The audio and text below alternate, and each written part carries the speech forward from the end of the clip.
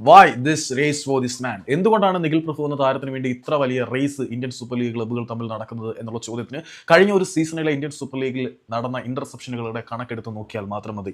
അത് വളരെ കൃത്യമായിട്ട് 19 സ്റ്റോപ്പേജ് എടുത്ത് ക്രോഡീകരിച്ചിട്ടുണ്ട്. കഴിഞ്ഞ സീസണിൽ 21 മത്സരങ്ങളിൽ ഏറ്റവും കൂടുതൽ ഇന്റർസെപ്ഷനുകൾ നടത്തിയിട്ടുള്ള താരം വേറെ ആരുമല്ല, അത് നിഖിൽ പ്രഭു തന്നെയാണ്. 56 ഇന്റർസെപ്ഷനുകളാണ് നിഖിൽ പ്രഭു എന്ന പഞ്ചാബ് എഫ് സിയുടെ താരം നടത്തിയിട്ടുള്ളത്. രണ്ടാം സ്ഥാനത്ത് വരുന്നത് സുഭാഷിഷ് ബോസ് ആണ്. അദ്ദേഹം 25 കളികളിൽ നിന്ന്, ഐ റിപ്പീറ്റ് 25 കളികളിൽ നിന്നാണ് 48 ഇന്റർസെപ്ഷൻ നടത്തിയത്. മറ്റെടുത്ത് 56 എണ്ണം നടത്താൻ അദ്ദേഹത്തിന് വേണ്ടി വന്നത് കേവലം 21 കളികൾ മാത്രമാണ്. മൂന്നാം സ്ഥാനത്ത് നമ്മുടെ അഭിഷേക് സിംഗ് ആണ്. 22 മത്സരങ്ങളിൽ നിന്നും 47 ഇന്റർസെപ്ഷനുകളാണ് അഭിഷേക് നടത്തിയിരിക്കുന്നത്.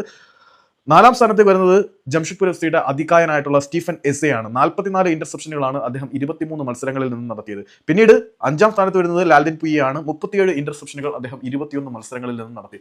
അതായത് മത്സരങ്ങൾ കുറച്ച് കളിച്ചാൽ പോലും മധ്യനിരയിൽ എതിരാളികളുടെ പന്തിന്റെ ഒഴുക്കിനെ തടസ്സപ്പെടുത്തി കൃത്യമായിട്ടുള്ള ഇന്റർസെപ്ഷനുകൾ നടത്തുന്നതിൽ ഇന്ത്യൻ സൂപ്പർ ലീഗിൽ കഴിഞ്ഞ ഒരു വർഷത്തെ കണക്കെടുത്ത് നോക്കുമ്പോൾ മിടുക്കൻ നിഖിൽ പ്രഭു അല്ലാതെ മറ്റാരുമില്ല. അതിന് മുന്നത്തെ സീസണിൽ കേരള ബ്ലാസ്റ്റേഴ്സ് ഇവാന്റെ സമയത്ത് താരത്തിന് വേണ്ടി ഒന്ന് ശ്രമിച്ചിരുന്നു. പക്ഷേ ചീപ്പ് ബാർഗൈനിങ്, പിക്ചർ ട്രാൻസ്ഫർ ഫീ കൊടുക്കാൻ മാത്രമേ ബ്ലാസ്റ്റേഴ്സിന് മനസ്സുള്ളായിരുന്നു. അതുകൊണ്ട് ആളിപ്പോൾ വളർന്നു വലിയൊരു ഭീമാകാരനായിട്ടുണ്ട്. ഇനിയിപ്പം ബ്ലാസ്റ്റേഴ്സ് കുറച്ച് ക്യാഷ് ഇൻവെസ്റ്റ് ചെയ്യണം. എന്തായാലും നിഖിൽ ഇപ്പോഴും ബ്ലാസ്റ്റേഴ്സിന്റെ ഓഫർ പരിഗണിക്കുന്നുണ്ട് എന്നുള്ളത് നമുക്ക് സന്തോഷം നൽകുന്ന ഒരു ഘടകമാണ്. ഇപ്പം മനസ്സിലായി കാണും എന്തുകൊണ്ട് നിഖിൽ പ്രഭു ഇന്ത്യൻ ഫുട്ബോളിൽ ഇത്രയധികം ഡിമാൻഡുള്ള താരമായി മാറുന്നു എന്ന്.